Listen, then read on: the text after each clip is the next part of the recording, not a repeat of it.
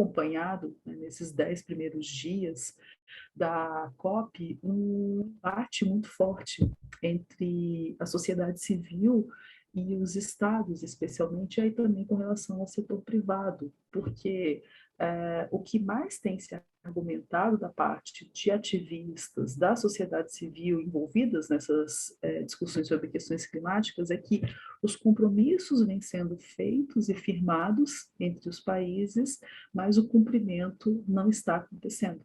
Né? Então, isso é algo que gera muita desconfiança, e aí o relógio vai acelerando cada vez mais a necessidade de ações concretas serem tomadas. Né? Então, isso é algo que está realmente muito forte na pauta, e o próprio, é um destaque a ser feito, né, o Reino Unido, né, que acabou recebendo, então, essa conferência, tem tido uma grande mobilização, né, de se manifestar a favor da necessidade dos países se comprometerem e agirem, né? Então a gente teve ali antes mesmo a própria família real britânica, né, se manifestando. Então a gente teve ali desde o príncipe Charles até o outro herdeiro do trono, né, o príncipe William, também se manifestando claramente. E, surpreendentemente, tivemos até a própria Rainha Elizabeth, que dificilmente toma partido ou postura diante de qualquer situação, e ela se manifestou também, né, gerando até surpresa, fala sobre a necessidade de as nações se comprometerem e agirem nesse sentido. E um dos discursos mais famosos, de maior projeção que a gente teve na abertura da COP foi do próprio Boris Johnson, que foi muito incisivo, né, no sentido de falar sobre a necessidade de compromisso e de ações desses países. E um outro discurso que a gente teve também, que ganhou projeção significativa, pelo menos para a gente aqui no Brasil, e aí toca num tema que a gente já discutiu em outro episódio aqui do podcast, que foi a questão indígena, né, que foi da Chai Suruí, né, uma indígena brasileira que levou muito a visibilização dessa voz da sociedade civil, né, de que os países até têm se comprometido finalmente, mas muito pouco têm agido com relação a lidar com as questões climáticas. Então, Fred, tem muitos embrólios aqui que aconteceram, e a gente está num momento agora, nesse 10 de novembro, em que já foi feito o primeiro rascunho do documento final dessa conferência, e que algumas dessas expectativas elas foram então atendidas aqui. Então, nesse rascunho do documento final existe então um pedido de que os países fortaleçam essa ambição de reduzir as emissões até o fim de 2022, e propõe ainda que as reuniões ministeriais de alto nível aconteçam todos os anos para manter, né, então, esse compromisso. E isso é uma inovação com relação ao que o Acordo de Paris colocava, que seriam reuniões a cada 5 anos. Então, a ideia, a proposta é que sejam anuais, né, e vamos ver se isso vai passar no documento final.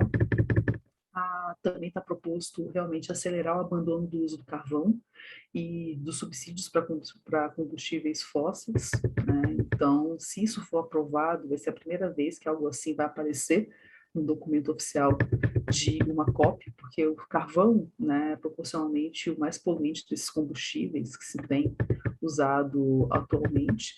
Também esse texto está propondo, né, que a ajuda financeira para países pobres se adaptarem aos efeitos da crise climática, passando de 100 bilhões de dólares anuais para 200 bilhões, então dobrando.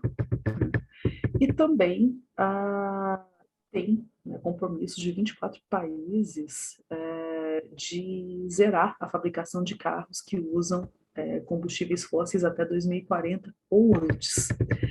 E por último, né, a gente tem aqui notícia recente, de ontem para hoje, alguns compromissos firmados entre Estados Unidos e China para reduzir a emissão de gases, o que, né, acabou sendo algo muito importante, porque a China foi um dos países acusados de não participar diretamente da COP, né, junto com a Rússia, que também foi extremamente criticada, mas a Rússia, né, teve uma participação menos significativa ainda, então esse compromisso firmado entre Estados Unidos e China ele tem sido um dos grandes destaques dos últimos dias, dos avanços conquistados aqui nessa COP. Mas, enfim, fiz um resumão aí do que era esperado e do que está acontecendo agora, né?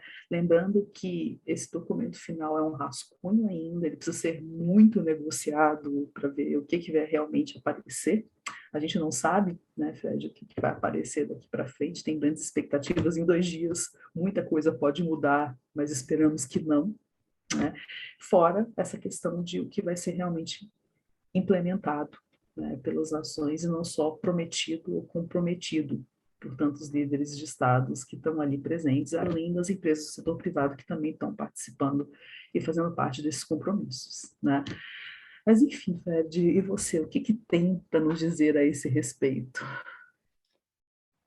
Eu acho que você tocou assim nos principais pontos e realmente esse acordo entre Estados Unidos e China foi a grande surpresa, né? Muitos analistas já estavam bem apáticos, assim, desesperançosos do que podia acontecer nessa reunião, porque, enfim, a recusa mesmo da Rússia e da China de estarem presentes já dava sinais de que a coisa não seria, né, não teria tanto progresso na reunião. E esse acordo, de fato, muda os prospectos que a gente vinha tendo até então, né? Uma coisa bem, como a Aline colocou, do dia praticamente, né? Do nosso dia de hoje. Então, acho que uma questão fundamental que também, talvez nesse grande resumo que a Aline colocou, é importante enfatizar a importância do tema da justiça climática, né? Foi prometido no Acordo de Paris, lá em 2015, um fundo de 100 bilhões de dólares em 2020 e ele ainda está abaixo, né, beirando ali os 80 bilhões de dólares para projetos de desenvolvimento de transição, painéis solares, né? O interessante é que nunca se traz à tona a questão da energia nuclear, né? Quer dizer, interessante, a gente sabe bem por quê, né? Mas tem um documentário bem legal, eu vou deixar aí a sugestão, de alguns anos atrás, bastantes anos atrás, né? Bastantes, né? Falando brincadeira mesmo, que se chama A Promessa de Pandora. Não sei se você já assistiu esse documentário, Aline. Ele Não. trata, ele trata ele faz um questionamento de por que essa tal transição verde diante da mudança climática não caminha para a forma de energia nuclear, ou seja, disseminação da energia nuclear civil para usos civis pelo mundo, por N razões, é mais eficiente, é mais limpa, né? Tudo que a gente conhece de acidentes nucleares, inclusive que levou a Alemanha a suspender, né, o seu próprio programa, o Japão a reduzir, tem a ver com um mau uso da energia, segundo esse documentário.